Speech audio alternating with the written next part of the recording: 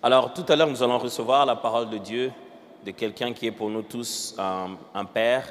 Je veux dire que nous sommes bâtis sur le fondement de ses sacrifices à l'appel, à la réponse au ministère. Et je voulais qu'aujourd'hui, avant d'écouter la parole, nous puissions avoir cette attitude assez particulière vis-à-vis de la parole. Jésus dit une phrase qui m'a toujours émerveillé. Je l'ai beaucoup lu, cette phrase-là, dès les débuts de ma foi. Et avec le temps, j'ai pu comprendre quelque chose qui m'a beaucoup choqué, m'a beaucoup encouragé. Jésus le dit dans 1 Corinthiens, dans plutôt Jean chapitre 14, il dit que votre cœur ne se trouble point. Croyez en Dieu et croyez en moi. C'est une chose qui nous arrive pas très souvent, mais pourtant qui est obligatoire dans la parole de Dieu. Des fois, quand on veut écouter la parole de Dieu, on a tendance à vouloir croire en Dieu seulement, en se disant c'est Dieu qui va me parler, les hommes ne sont rien. Mais Jésus, quand il leur disait croyez en Dieu, croyez en moi, il ne leur pointait pas un autre Dieu, il leur pointait un autre homme qu'il était. Quand il leur parlait, il ne voyait qu'un être humain. Il est obligatoire, si on veut écouter Dieu parler par les hommes, avant d'arriver au Dieu, s'arrêter à l'homme de Dieu. Ça signifie que si vous ne croyez pas au canal que Dieu va utiliser, comment voulez-vous croire qu'au bout du fil, c'est Dieu qui l'utilise? Si vous ne croyez pas au canal qu'il est en train de présenter. Ce que j'essaie de dire, c'est que tout à l'heure, la parole de Dieu va nous être annoncée. Je n'aimerais pas seulement que vous puissiez croire que c'est Dieu qui vous parle, mais j'aimerais aussi que vous puissiez croire que l'homme qui a été choisi a réellement été envoyé par Dieu pour vous parler. Moi, j'aimerais que pendant ce culte, vous ne puissiez pas seulement croire que le Seigneur vous a visé, mais j'aimerais que vous puissiez aussi croire qu'il n'y a pas que le Dieu puissant qui vous parle, mais qu'il y a aussi le Dieu de Roland Dallot qui vous parle. J'ai la grâce, moi, peut-être, d'avoir cru et à l'homme et au Dieu qui a envoyé l'homme. Et j'aimerais que ce matin, que ni un voisin de gauche, ni un voisin de droite vous empêche d'écouter l'homme de Dieu et le Dieu de l'homme. Et que, quelle que soit la façon dont le message sera présenté ici aujourd'hui, ce matin, que ni le voisin de gauche, ni celui de droite ne vous empêche de répondre positivement à ce que Dieu sera en train de vous parler. Imaginez-vous que nous soyons à l'hôpital aujourd'hui. À l'hôpital. Est-ce que vous trouverez ça bizarre que vous soyez à la salle d'attente et qu'un infirmier vienne ou une infirmière vienne citer votre nom? Monsieur Atom Smouma, vous allez librement vous lever, allez, parce que c'est votre tour d'être guéri. Vous n'avez rien à cacher. Quand vous êtes à la salle d'attente à l'hôpital, tout le monde sait qu'on est tous malades. Je n'ai rien à cacher qu'on m'appelle d'aller prendre ma tension ou quoi que ce soit. Quoique une fois, j'ai vu une vidéo où quelqu'un, on appelait tout le monde sur la liste par le nom de leur maladie. Ça, c'était bizarre. Mais imaginez-vous que vous êtes là, à la salle d'attente, on se lève, on sait qu'on est tous déjà à l'hôpital. Il n'y a rien à cacher. Quand on appelle mon nom, c'est une bonne nouvelle. C'est que c'est mon tour d'être touché. Alors ce matin, quand le Seigneur parlera, dira des choses, et quand son message touchera votre cœur, sachez qu'il a appelé votre nom. Vous n'avez pas besoin d'avoir honte du voisin de gauche, ni d'avoir honte du voisin de droite. Quand vous entendrez le Seigneur adresser cette parole à votre cœur, c'est que c'est vous qu'il aimerait toucher. Alors on va le faire comme on aime bien le faire ici à Fil la Cité d'Exaucement. Aidez-moi à recevoir l'apôtre Roland Dallot Louat.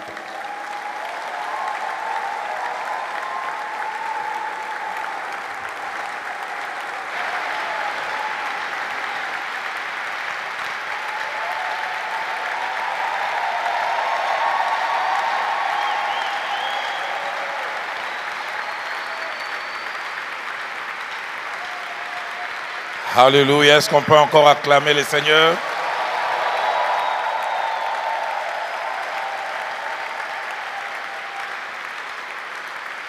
J'aimerais nous amener dans les Saintes Écritures. J'ai 4 portions des Écritures à lire avec vous en ce jour. Un dans le premier livre et les 3 autres dans un seul livre. Deuxième livre des Rois au chapitre 7, du verset 8 au verset 9e, au verset 10e plutôt, pardonnez-moi. Des Rois chapitre 7, du verset 8 au verset 10. Les lépreux étant arrivés à l'entrée du camp, pénétrèrent dans une tente, mangèrent et burent, et en emportèrent de l'argent, de l'or et des vêtements qu'ils allèrent cacher. Ils revinrent pénétrer dans une autre tente, et ils en emportèrent des objets qu'ils allèrent cacher. Puis se dirent l'un à l'autre, et soulignez bien ces choses. La première, nous n'agissons pas bien. Je prie que tout à l'heure, quand j'aurai fini, que quelqu'un dise « je n'agis pas bien ».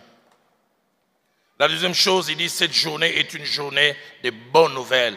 Je prie que quand j'aurai fini, que nous puissions comprendre au-delà de cette journée, cette période est une période de bonnes nouvelles. La troisième, il dit, si nous gardons le silence et si nous attendons jusqu'à la lumière du matin, le châtiment nous atteindra. Je prie que quand j'aurai fini tout à l'heure, que quelqu'un réalise qu'il y a des choses à faire. S'il ne fait pas, une punition peut s'attacher à sa vie. Venez maintenant et allons informer la maison du roi. Ils partirent, ils appelèrent les gardes de la porte de la ville auxquels ils firent ces rapports. Nous sommes entrés dans les camps des Syriens et voici, il n'y a personne. On n'y entend aucune voix d'homme et il n'y a que des chevaux attachés et des ânes attachés et les tentes comme elles étaient. Nous lisons aussi Jonas au chapitre 1er, du 1er au 3e verset. La parole de l'Éternel fut adressée à Jonas, fils d'Amittai, en ces mots. Lève-toi, va à Ninive la grande et crie contre elle, car sa méchanceté est montée jusqu'à moi. Jonas s'éleva pour fuir à Tarsis, loin de la face de l'Éternel. Il descendit à Jaffo et il trouva un navire qui allait à Tarsis. Il paya le prix du transport et s'embarqua pour aller avec les passagers à Tarsis, loin de la face de l'Éternel. Avant-dernier passage, Jonas toujours chapitre 3, du 1er au 6e verset, et puis nous lirons le 10e. La parole de l'Éternel fut adressée à Jonas une seconde fois. Soulignez cela aussi en ces mots. Lève-toi, va à Ninive la grande et proclame-y la publication que je t'ordonne. Je reviendrai sur ça, je t'ordonne. Et Jonas se leva, alla à Ninive selon la parole de l'Éternel. Or, Ninive était une très grande ville de 3 jours de marche. Jonas fit d'abord dans la ville une journée de marche. Il criait et disait encore 40 jours et Ninive est détruite. Les gens de Ninive crurent à Dieu et publièrent un jeûne et se revêtirent des sacs depuis le plus grand jusqu'au plus petit. La chose parvint au roi de Ninive. Il s'éleva de son trône, ôta son manteau, se couvrit d'un sac et s'assit sur la cendre. Verset 10. Dieu vit qu'ils agissaient ainsi et qu'ils revenaient de leur mauvaise voie. Alors Dieu s'est repenti du mal qu'il avait résolu de leur faire. Il ne le fit pas. Nous terminons avec Josué, chapitre 4, verset 11. Et moi, c'est Dieu qui parle, je n'aurai pas pitié de Ninive la grande, dans laquelle se trouvent plus de 120 000 hommes qui ne savent distinguer leur droite de leur gauche et des animaux en grand nombre. Je voudrais durant quelques minutes, selon que Dieu nous le permet, parler sur ce thème.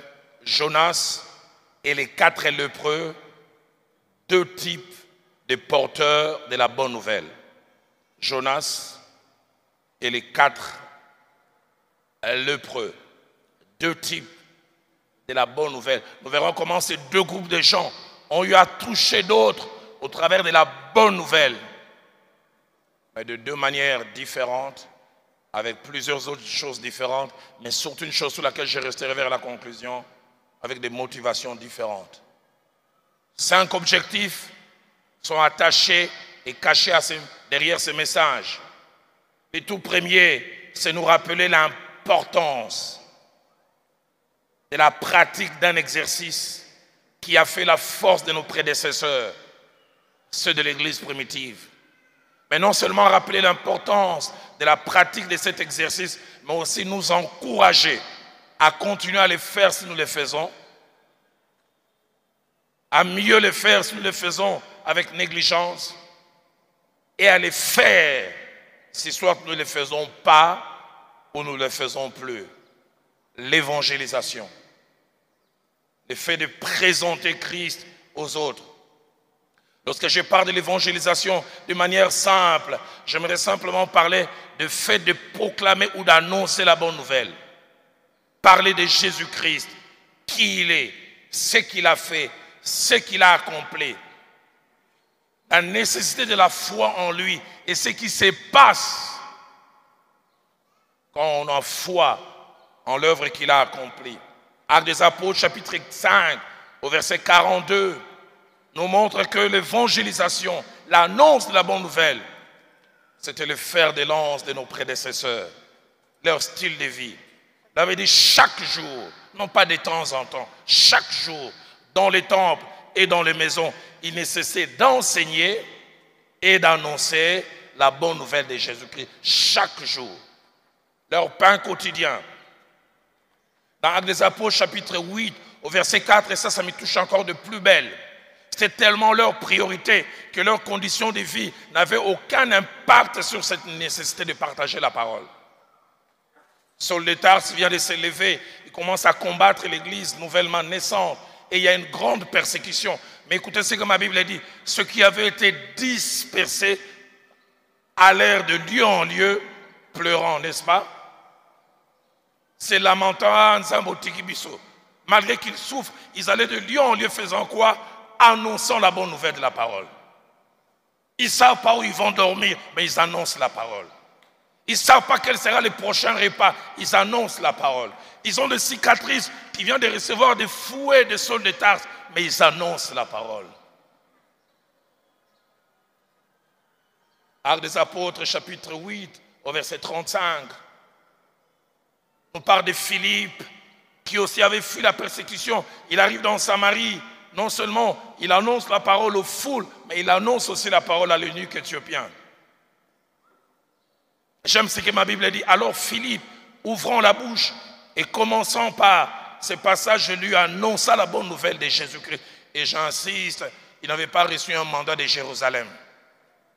Jérusalem ne savait pas que leur diacre était en train de faire avancer le royaume. Et j'ouvre une parenthèse que je fermerai. L'histoire dit que l'eunuque éthiopien qui avait été gagné, c'est celui qui a amené l'évangile en Afrique. J'en parlerai tout à l'heure. Des fois, nous n'avons aucune idée. Derrière une seule personne que nous gagnons, le potentiel qui est caché derrière. Actes des Apôtres, chapitre 20, au verset 24, alors que l'apôtre Paul est en train de prendre congé non seulement de l'église d'Éphèse, mais des anciens. Il leur rappelle sa joie, mais surtout sa raison d'être en rapport avec le salut et le partage de la parole de Dieu. La chose qui est non seulement l'activité première, mais centrale de sa vie. Il dit, je ne fais pour moi-même aucun cas de ma vie. Je m'oublie souvent. Comme si elle m'était précieuse, pourvu que j'accomplisse ma course avec joie et le ministère que j'ai reçu de Jésus-Christ, lequel d'annoncer la bonne nouvelle de la grâce de Dieu. Toujours l'apôtre Paul, écrivant en Corinthiens, dans 1 Corinthiens 9, au verset 16, il prononce des paroles à la fois qui m'interpellent, qui me défient. Il dit, si j'annonce l'évangile, ce n'est pas pour moi un sujet de gloire. Et il termine en disant, car la nécessité m'en est imposée. Est-ce que nous sentons le fait d'annoncer l'évangile aux autres comme une nécessité? Et il termine en disant, malheur à moi si je n'annonce pas l'évangile. Je serai malheureux, je me sentirai triste si je ne présente pas Christ. Parce que c'est ma raison de vivre. La version parole de vie dit, pour moi, annoncer la bonne nouvelle, ce n'est pas une raison d'être fier. Waouh, écoutez ces paroles de vie dit, car je ne peux faire autrement. C'est ça mon style de vie. Quel malheur pour moi si je n'annonce pas la bonne nouvelle. La version Alfred Cohen, ou Parole vivante, dit, ce n'est pas un titre de gloire pour moi, mais l'obligation m'est imposée. Deuxième objectif de cet enseignement, c'est nous rappeler, si nous ne le savons pas, que nous sommes le seul moyen dont Dieu dispose pour toucher les autres. L'Église, Dieu n'utilisera jamais les anges pour évangéliser. Les anges ne quitteront jamais le ciel pour parler à quelqu'un d'autre. Je ne sais pas ce qu'il en est de vous. Moi, j'ai été gagné par quelqu'un. Quelqu'un qui est venu me parler de Christ. Et cette personne qui venait me gagner, que Dieu bénisse cette personne là où elle est. Elle n'avait aucune idée de tout l'investissement qu'elle faisait pour le royaume de Dieu. Vous n'avez aucune idée de la prochaine personne que vous allez gagner. Qu'est-ce qui est caché derrière? À part de temps en temps où Dieu peut utiliser des moyens surnaturels, quand il les trouve nécessaires, il l'a fait avec Saul de Tarse. Comme on dit, quand il y a de grands mots, on utilise des remèdes proportionnels où lui-même descend, il vient les convaincre ou mieux, les contraindre. Mais à part ces cas, c'est toujours Dieu passe par un sauvé pour toucher un perdu. Dieu passe par celles et ceux qui les connaissent déjà pour toucher celles et ceux qui ne les connaissent pas. Romains chapitre 10, versets 13 à 15, nous montre d'abord les secrets du salut, car quiconque invoquera le nom du Seigneur sera sauvé. Quiconque confessera ses noms, quiconque aura ses noms sur sa bouche, sera sauvé, changera d'éternité. Mais Paul s'arrête et dit, comment donc invoqueront-ils celui en qui ils n'ont pas cru? Pour qu'ils invoquent quelqu'un, doit d'abord croire. Et puis il renchérit encore. Et comment croiront-ils en celui dont ils n'ont pas entendu parler? Et il conclut fortement. Et comment entendront-ils parler s'il n'y a personne qui prêche? Aidez-moi à poser la question à votre voisin. Est-ce que vous prêchez encore Christ? Je disais au premier culte, il y a quelque temps, Dieu m'a blâmé. Il m'a dit, Roland, je mets les Roland d'autrefois qui gagnaient les âmes individuellement. Il dit, depuis que je te donne des foules, tu n'évangélises plus individuellement. Dieu m'a dit, Roland, je ne te veux pas simplement parlant aux foules, je te veux aussi parlant aux individus. Jésus-Christ était capable de parler aux foules, mais il était aussi capable de s'asseoir au puits de Jacob et gagner une femme seule. Troisième objectif de cet enseignement, nous faire savoir, comme je l'ai dit, que souvent nous n'avons aucune idée des résultats cachés derrière notre petit effort d'annoncer la bonne nouvelle, des résultats cachés derrière cet exercice d'ouvrir sa bouche et de présenter Christ. Des familles entières peuvent être changées par la personne que nous gagnons. Un quartier peut être changé. Une ville, un pays. Dans Jonas chapitre 4, au verset 11 que nous avons lu, le Seigneur déclare, et moi, je n'aurai pas pitié de Ninive, la grande ville dans laquelle se trouvent plus de 120 000 personnes qui ne savent distinguer leur droite de leur gauche. Notre version dit qu'ils ne savent distinguer le bien du mal. Savez-vous que Jonas n'avait pas de feedback par rapport à son évangélisation? Jonas pratiquait l'évangélisation à l'ancienne, comme quand nous on s'est convertis. Vous savez, ces prédicateurs, ils commencent à prêcher à 5 h du matin. Ils n'avaient pas de belles voix. La plupart des fois, ils avaient des voix rauques. Sans feedback. Ils parlent, ils ne savent pas qui a entendu. Ah, j'aime les dire, les amis du campus pour Christ disent, l'efficacité dans l'évangélisation consiste à présenter Christ et à laisser les résultats au Saint-Esprit. Jean-Baptiste, plutôt, Jonas faisait les 100 pas à Ninive, il criait, il ne savait pas ce qui s'est passé. 120 000 ont été sauvés. J'ai suivi à la fois la cassette vidéo, mais j'avais d'abord lu cela. En 1955, Billy Graham se présente à Manille, aux Philippines. Dieu lui a dit, ça sera l'une des plus grandes réunions que tu aies connues. Là, dans ce stade-là, il y avait 30 000 personnes. Lui-même le dira, il dit, il y a des jours où tu prêches, tu supposes que Dieu est là.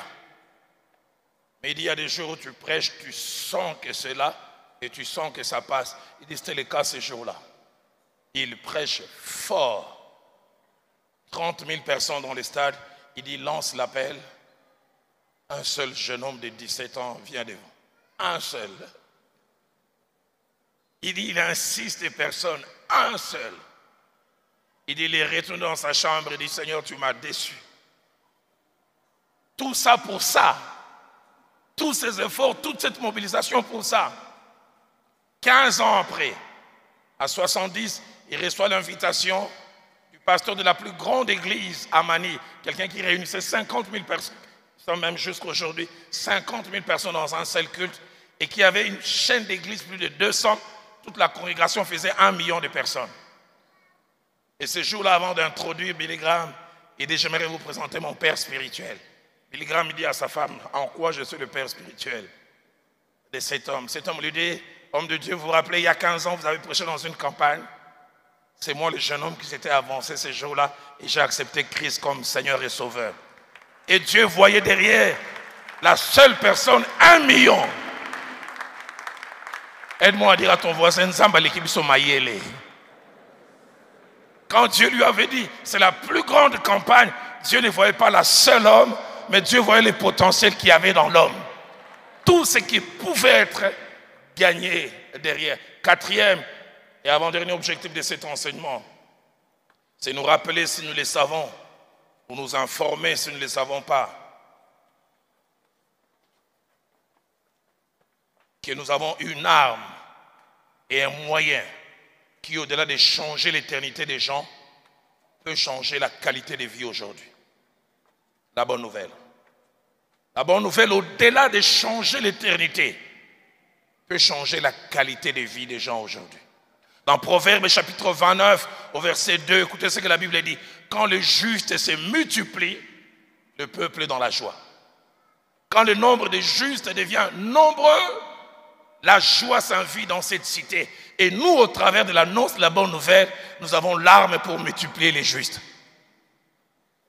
Plaise à Dieu que nous multiplions les justes et nous verrons la qualité de vie qui change. Actes des Apôtres, chapitre 8, au verset 8e, Philippe apporte l'évangile en Samarie. Après la Bible, il y eut une grande joie dans la ville. Il semble parce que quasiment les 3/4 de la ville s'étaient convertis. Cinquième et dernier objectif de cet enseignement, c'est nous rappeler et insister en nous montrant que dans la pensée du Dieu de la Bible, et l'Église primitive nous sert de référence parce qu'ils avaient reconnu cela, le travail d'évangélisation qui participe au salut des âmes n'est pas l'apanage des spécialistes. Dans la pensée de Dieu, ce ne sont pas les pasteurs, les clergés, pasteurs évangélistes qui doivent faire cela, ou un problème des spécialistes, ou un problème d'abissoté, un problème de département d'évangélisation. Là, à gagneur d'âme. J'en ai parlé beaucoup mercredi ici. L'église d'Antioche, qui est devenue la fer de lance de la mission, n'a pas été créée par des spécialistes. Ça veut dire ceux qui fuyaient la persécution annoncèrent la parole. Et ceux de Jérusalem apprirent. Et finalement, ils envoyèrent Barnabas. Nous n'avons aucune idée. Pasteur Caché est là, je pense il y a 3 ou 4 ans, lui et moi on en aurait parlé à Toronto. 85, je m'ai converti. 86, j'arrive à la borne, tout fait, tout flamme. 87, 88, nous commençons une cellule. Sans que le pasteur Vernon le sache, on était de monsieur quiconque à la borne, on ne nous connaissait pas. Tous les fardeaux qu'on avait, c'est d'évangéliser notre quartier. Il me le rappelait. Tel jeudi, on était chez les Wanya, tel autre jeudi chez les Katulamo. Le pasteur Caché me l'a rappelé. Il semble qu'à cause de notre travail, plusieurs copains et copines ne l'étaient plus. Il m'a dit un jour, il y a dans le bandé au Canela Yomakashi. Des faux mariages morts à cause du travail que nous faisions. Et à un moment, nous étions à plus de 300. Et nous avons commencé à prendre ces gens de la cité, à les ramener à l'église de la borne. Ce n'est pas un travail de spécialiste. C'est seulement chacun de nous faisait sa place, on verra. J'en ai parlé mercredi. Les églises ont été étudiées sur plus de 1000 églises qui ont connu une progression du simple au centième ou 1 millionième des gens qui sont passés de 100 membres à 10 000 membres, de 1000 membres des fois à 100 000. On dit, une fois sur 100, c'est venu de l'excellence de la prédication, de l'organisation, de la louange et de l'adoration, mais 89%, c'est l'utilisation des laïcs. Les laïcs dans une église sont une force. Pour 3 raisons. La première, les laïcs sont en plus grand nombre que les clergés. Et si on doit laisser l'effort de la croissance seulement au clergé, l'église ne grandira jamais. Deuxièmement, les laïcs ont accès aux personnes auxquelles nous n'avons pas forcément accès. Et troisièmement, les laïcs ont des fois une méthode que nous n'avons pas, qui des fois porte plus de fruits. J'en ai parlé ici mercredi. Un jeune homme du quartier où je commençais à habiter à Lupin, il s'est converti, on l'appelait Monsieur Univers, le plus beau du quartier. 20 ans, son père était le plus riche. Il s'est converti un jour, il m'invite à la campagne d'évangélisation qu'il organisait. Docteur, j'ai assisté à la campagne la plus maladroite. Méthode bancale, mais résultat maximal. Il réunit 50 de ses amis, à la fin il en a gagné, je pense, 30. On chante, puis il tient le micro, il dit, na quartier n'a pas na kitoko. De deux, na quartier le succès ba momi, n'a pas le kingai. biso nyonso ndenge tozala na akumbaka mutuka kitoko koleka ya ngai bongo na bongo le motema bozozela nini.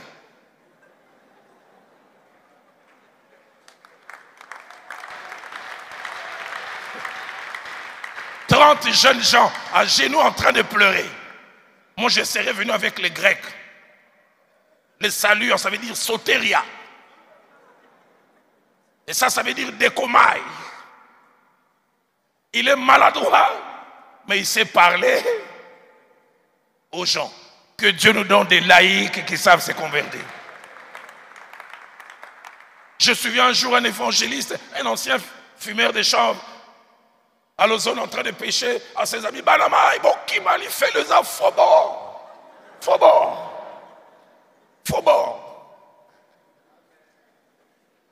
Et à la fin, les gens ferment les yeux. J'entends, Faubourg. Que Dieu nous donne des laïcs.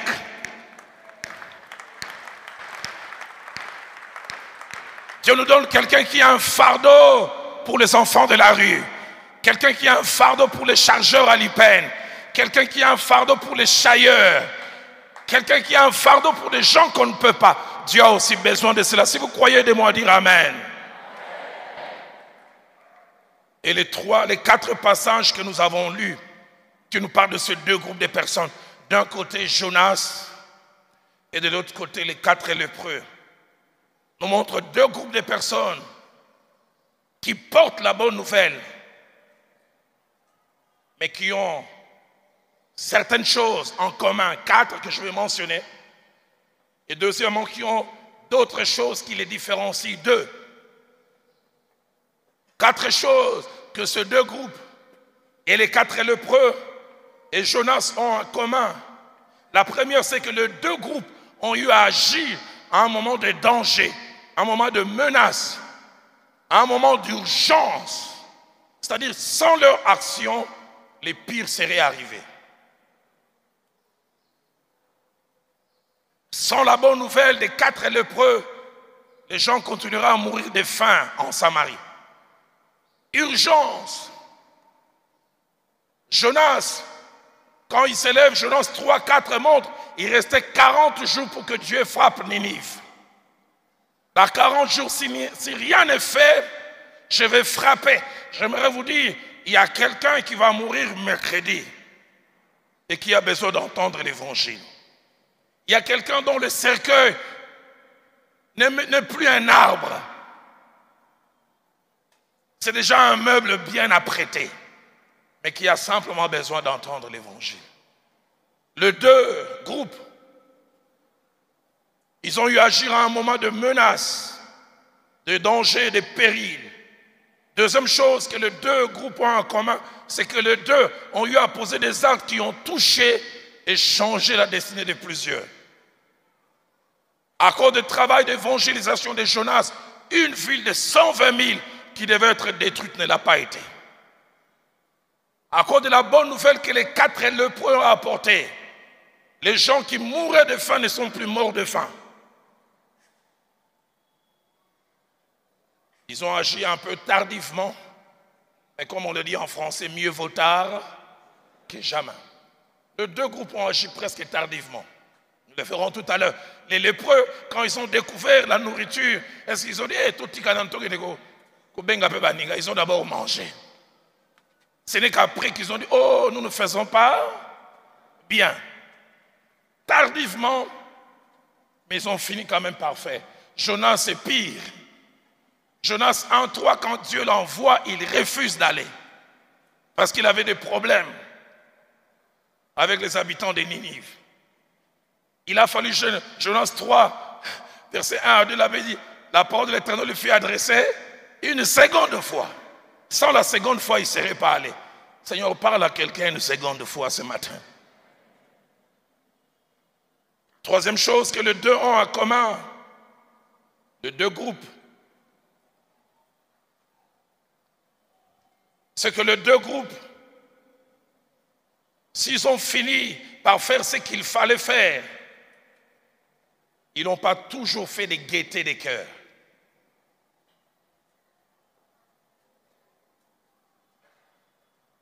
Les 4 lépreux ont eu une obligation morale vers laquelle je vais finir. Ils se sont servis, puis se sont arrêtés, disent, nous n'agissons pas bien. Ils sont même allés plus loin pour dire, si nous gardons le silence, et si nous attendons jusqu'à la lumière du matin, le châtiment nous atteindra. On sent même qu'ils ont enseigné, ils sont allés annoncer la bonne nouvelle par crainte du châtiment. Si nous nous gavons, si nous nous remplissons, et demain on vient apprendre, nous risquons de subir un châtiment. Je prendrai cela tout à l'heure vers la fin. Quatrième chose que les deux groupes avaient en commun, c'est que les deux ont été des instruments de salut pour des multitudes. Jonas 3 et 5 dit, les gens de Ninive crurent à Dieu et publièrent un jeûne.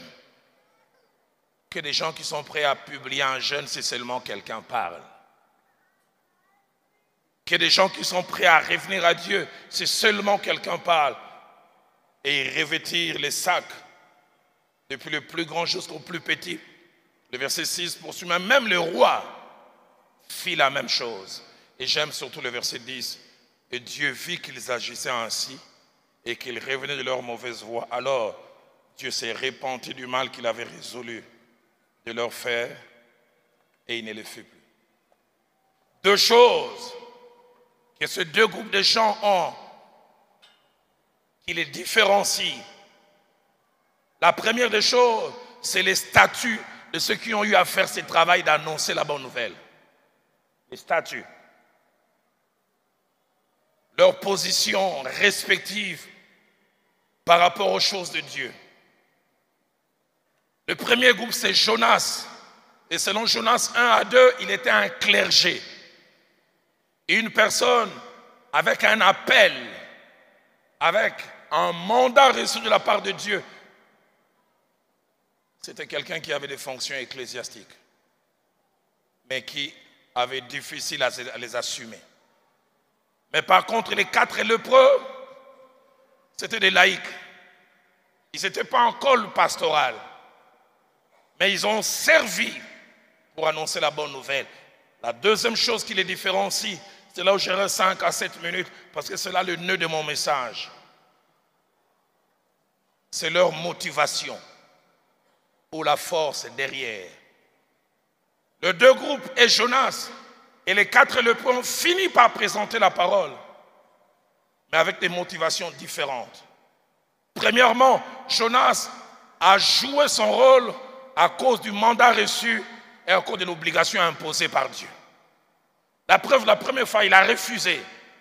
Dieu lui a parlé une deuxième fois. Et dans Jonas chapitre 3, au verset 1er, il dit, « Lève-toi, va à Ninive, la grande ville, écoutez, proclame-y la publication que je t'ordonne. » Il prêche à cause d'un ordre. Jonas au Salengo. La version française courant dit, « Vas-y, fais entendre le message dont j'étais chargé. » Il avait des lettres et des créances pour faire ce travail. Mais à côté, il y avait les 4 lépreux. Les 4 lépreux n'avaient pas été ordonnés. Les 4 lépreux n'avaient pas reçu des lettres et des créances. Et je prie que ce matin, à la cité d'exaucement, et vous qui nous suivez, Dieu nous donne des 4 lépreux par centaines, par dizaines, par milliers. On n'a pas besoin d'un col pastoral pour gagner les gens.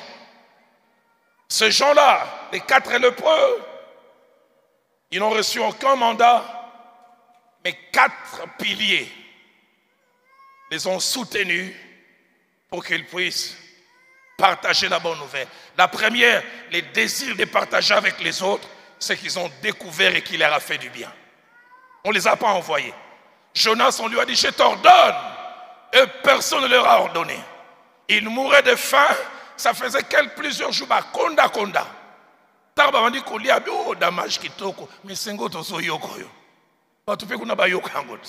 C'est leur seule motivation. Avez-vous la joie de partager la paix que le salut vous a apportée? J'aime ces cantiques que nous chantions quand nous étions jeunes. Oh, la paix que Jésus donne, je ne la connaissais pas. Tout sur son chemin, tout sur mon chemin rayonne depuis qu'il conduit mes pas. Oh, la paix que Jésus donne. Deuxième pilier qui les a poussés à partager la parole, c'est l'altruisme. L'altruisme, c'est le contraire de l'égoïsme, mais aussi l'empathie qu'ils avaient, le battement de cœur des autres qu'ils sentaient, le soulagement qu'eux avaient reçu, et ils disaient, nous aimerions que les autres connaissent ça aussi. Avez-vous ces sentiments? Troisièmement, c'est une obligation morale qui se sont imposées à leur conscience. Nous le verrons tout à l'heure, parce qu'eux-mêmes diront, nous ne faisons pas bien. Et ils vont même plus loin en disant, si nous gardons le silence et si nous attendons jusqu'à la lumière du matin, le châtiment tombera sur nous. Une autre version même dit, on va nous punir. Sentez-vous cette obligation morale de partager ce qui vous a changé, ce qui a touché votre vie? Si Louis II dit, nous n'agissons pas bien, la version Tob dit, nous n'agissons pas comme il faut. La version français courant dit, ce que nous faisons n'est pas bien, mais j'aime surtout la traduction bible de Jérusalem. Il dit, ce que nous faisons là est quelque chose d'injuste. Ce n'est pas conforme à la morale. Et ils ajoutent, si nous gardons le silence et si nous attendons jusqu'à la lumière du matin, le châtiment tombera sur nous. Ça, c'est Louis II. Mais écoutez ce que le français courant dit. Si nous attendons jusqu'à ce qu'il fasse jour pour publier cette bonne nouvelle, nous serons certainement punis. Ils avaient la certitude qu'à leur inaction s'attacherait une punition. La Bible des peuples, une vieille version dit, si nous attendons jusqu'au lever du jour, nous aurons un mauvais sort. Une vieille version de 1904, la Bible Louis-Claude Filion dit, si nous ne partageons pas ça avant demain matin, on nous accusera de crimes. Non-assistance à personne en danger. Une vieille version encore de 1869, la version Perret-Gilet dit, si nous nous taisons et attendons jusqu'à l'aube du jour, nous nous trouverons en état de délit. J'aime souvent relater cette histoire attachée à l'évangélisation. On est à 89, mon pasteur, l'apôtre Vie, à l'époque pasteur, nous pousse à l'évangélisation. Il a donné cette illustration que je n'ai jamais oubliée. À l'époque, le sida commençait à faire rage. Il dit, dans un village de 10 000 personnes, cette maladie rentre, le sida. 5 000 attrapent la maladie. Et une personne un jour, comme ça n'arrive qu'en Afrique, il va en forêt, il entend une voix. Pourquoi les Dieu? Pourquoi peut ami balai? Pourquoi peut ami ça? Prends le premier herbe, deuxième, troisième mélange. C'est curatif. Et il utilise ça. Et il se rend compte que les ganglions partent. Les symptômes partent. Il fait un test, on lui dit, tu es séronégatif. Mais il garde ses secrets. Il sort voisin gauche à Koufi. Il se promène encore, 100 autres voisins meurent. Tu es président de ce pays. Un jour tu viens, tu découvres que cet homme a découvert les médicaments pour arrêter le sida, il s'est soigné,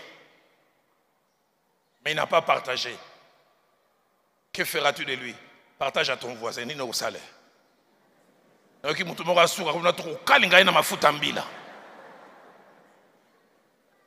J'entends quelqu'un d'autre, pendaison. Mais nous avons découvert Christ, qui nous sauve dans les temps et dans l'éternité. Est-ce que nous partageons? Les 4 lépreux disent, si nous gardons cela, un mauvais sort va tomber sur nous. On va nous punir.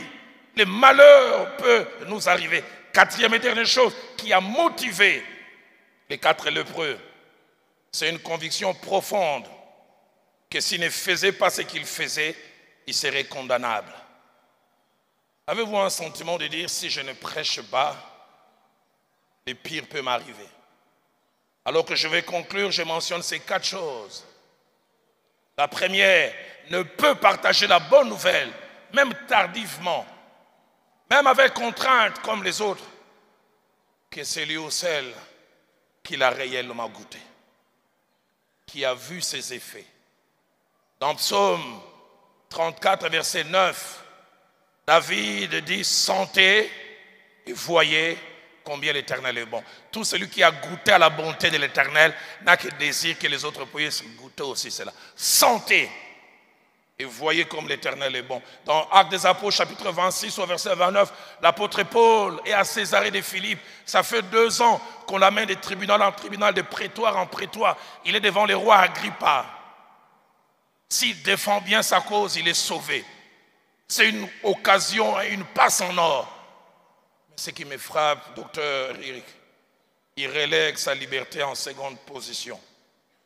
Il commence à désirer le salut du roi Agrippa. Il dit, crois-tu au prophète roi Agrippa? Écoutez Agrippa, veux-tu me persuader de devenir chrétien? Écoutez, sa réponse plaise à Dieu, que non seulement toi, mais tous ceux qui t'entourent, que vous deveniez comme je suis, à l'exception de ces liens. Il veut dire, je suis prisonnier, mais j'ai une richesse que vous n'avez pas. Et je mérite que vous puissiez l'avoir.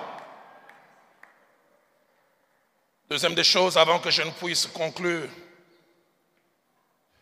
selon Romains 10, 13 à 14, Dieu n'a que nous pour gagner les autres. Dieu n'a pas d'adjoint. Dieu n'a pas de substitut. Le frère Jacques-André Vernon nous prêche un jour. Il dit Christ vient d'accomplir sa mission sur terre. Et il rentre au ciel. Il relate aux anges la belle histoire de l'incarnation. Il leur relate aussi la belle histoire, comment il est mort et la signification de sa mort. Et puis il dit aux anges, puis les anges l'arrêtent. Il dit, nous voulons aller annoncer, nous comprenons cela bien. Il dit, non. J'ai laissé cette mission à 11 personnes. Ils étaient à 11, mais il y a un qui s'est déclassé. Ils étaient à 12, un s'est déclassé, ils sont restés à 11.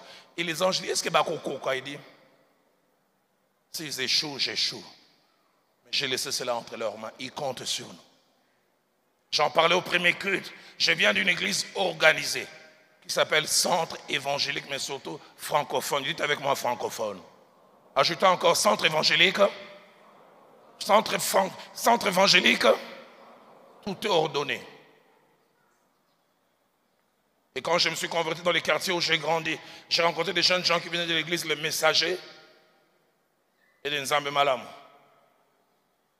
Docteur, la première fois, caché, c'est de qui je parle, il est de la famille Ouane, il s'appelait Omba. Il n'y avait pas eu plus zélé que lui. Moi, je viens du centre évangélique, j'ai dit quoi? Dis à ton voisin francophone. Je devais prendre le bus foule à foule avec lui de Lausanne jusqu'à Delvaux. On monte, à peine on démarre, il commence à faire chanter dans le bus. Ekoya, Kolo, Yesu. J'ai dit, Baton Nzambe Malamoyo. Et puis il finit de faire chanter. Il dit, Toro Rassou, Nzambe. J'ai dit, en plus il va prêcher. Je ne savais pas la surprise qui m'attendait. Toro Rassou, Nzambe, Namo Umbo, Kola, Pona, Kilelo, Roland, Dalou. J'ai dit, celui qui vient du centre évangélique, quand il dit Amen, mois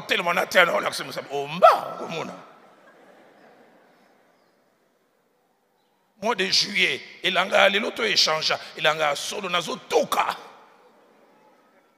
J'ai prêché malgré moi, à contre-cœur, mais 3 ans après, je n'ai pas prêché dans une église à Delvaux. Le modérateur qui était un pasteur dit, je suis un homme de Dieu, tu es mon père spirituel. J'ai dit, Yawap. Il dit,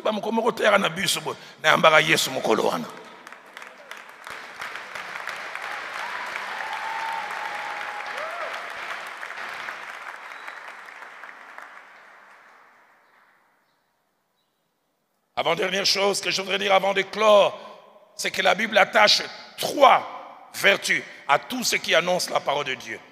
Premièrement, tous ceux qui annoncent la parole de Dieu, la bonne nouvelle, la Bible les appelle sages. Proverbe 11, verset 30 dit, celui qui gagne les âmes est sage. La deuxième, la Bible dit que ceux qui annoncent les bonnes nouvelles, ils ont des pieds qui sont beaux.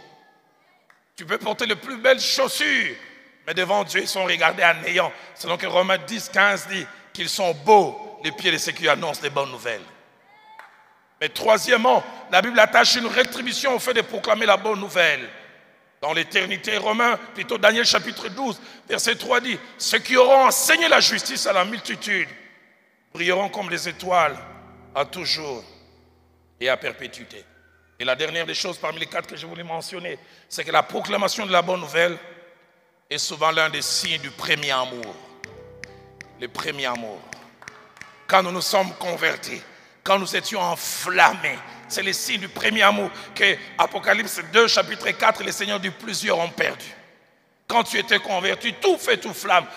Il s'appelle Saul de Tarse, il était le persécuteur de l'église. À peine il a accepté Christ.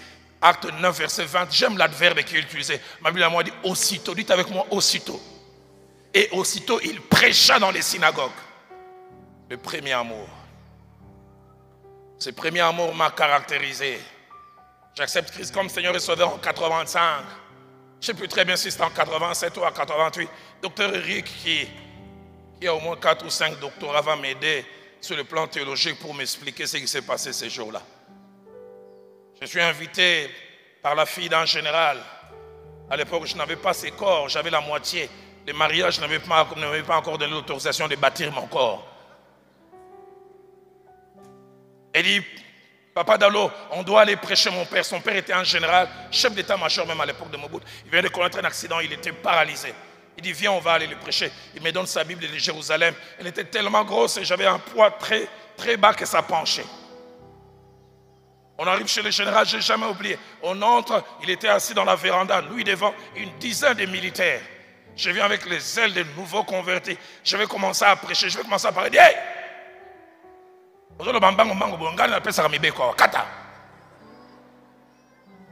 Et puis il parle. Puis après il me fixe au moins 30 secondes. Puis il dit, t'es un second. Docteur, tous les versets que j'avais préparés, libre. J'ai tremblé tellement que j'ai dû m'enraciner. Ils sont pas qui notre bien on a piclé. Docteur, les passages que j'ai donnés sur lesquels j'ai prêché, tu n'as pas ça, on a évité les Kolobanines. D'abord, ça n'aurait jamais. Et hier, ton temps Ecclésiaste 8-8. Quand on a Ecclésiaste 8-8 en Kolobanine. Mais or, c'était le Saint-Esprit qui m'avait soufflé. J'ouvrais comme ça.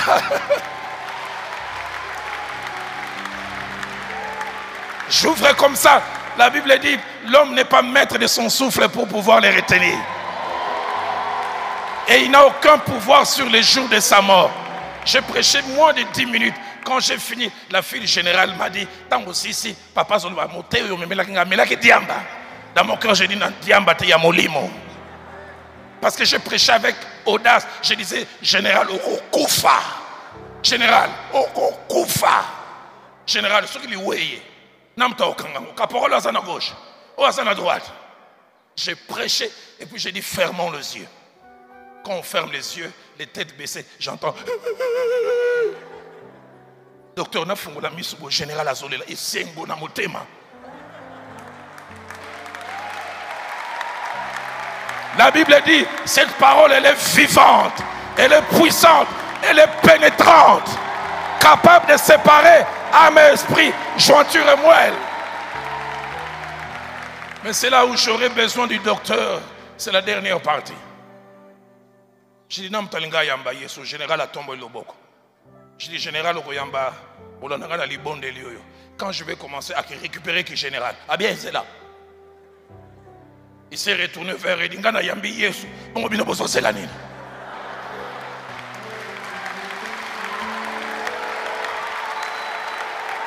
Alors, c'est pourquoi je voudrais venir au général. On peut pas répéter qui prière. Quiconque confessera le nom du Seigneur sera sauvé. Et comment vont-ils confesser s'il n'y a personne qui prêche que Dieu nous donne des prédicateurs? Est-ce qu'on peut s'élever en acclamant le Seigneur?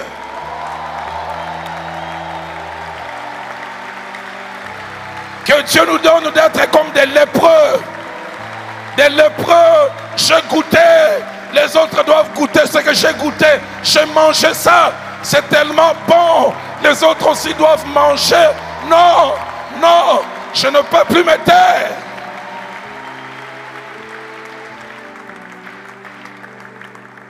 Tokosungama nakolo Yesu soki na yete mosusu nani tokosungama kolo Yesu oh tokote yama na mwana nzambe soki na ye te mosusu nani tokosungama kolo Yesu yoka yoka yoka sango malamu ya mwana nzambe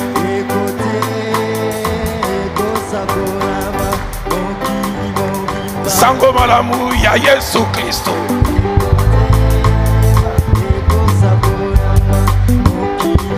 oh bolinga bolinga te oh bolinga bolinga te oh bolinga bolinga te oh bolinga bolinga te atana sangi nanga voiture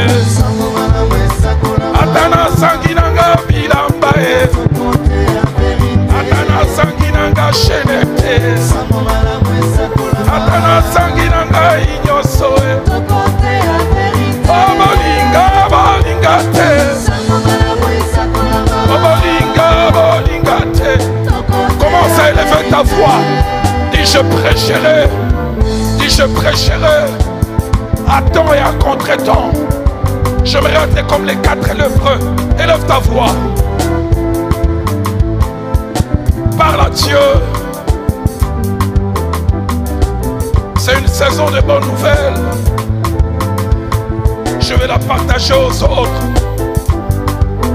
J'aimerais dire aux autres, sentez et voyez combien l'Éternel est bon. Oh bolinga, bolinga te. Oh bolinga, bolinga te. Oh bolinga, bolinga te. Atana sangi nanga inyoso atana sangi nanga bilamba oh bolinga bolinga te oh bolinga bolinga te.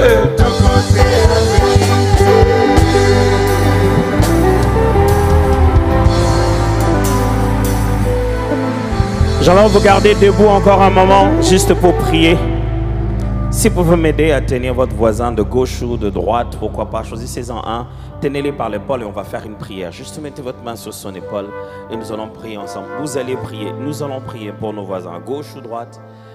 Prions Dieu, dis au Seigneur, Père, donne-lui le courage de parler de toi. Au travail, à la maison, dans le voisinage, délie sa langue, qu'il parle. Commence à parler, prie, prie le Seigneur. Ne prie pas pour toi-même, ça tu l'as déjà fait. Laisse quelqu'un d'autre prier pour toi. Et s'il te plaît, prie pour quelqu'un d'autre. Seigneur.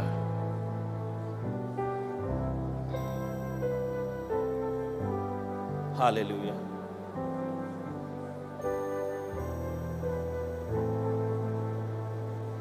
Merci Seigneur.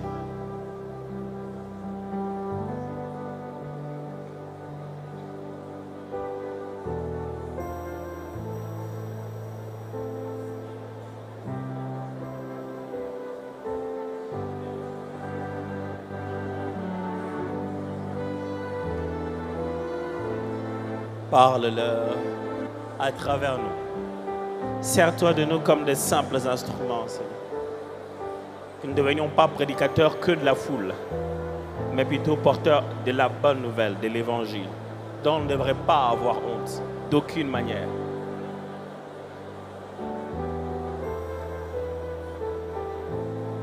Alléluia. Est-ce qu'on peut acclamer le Seigneur très très fort?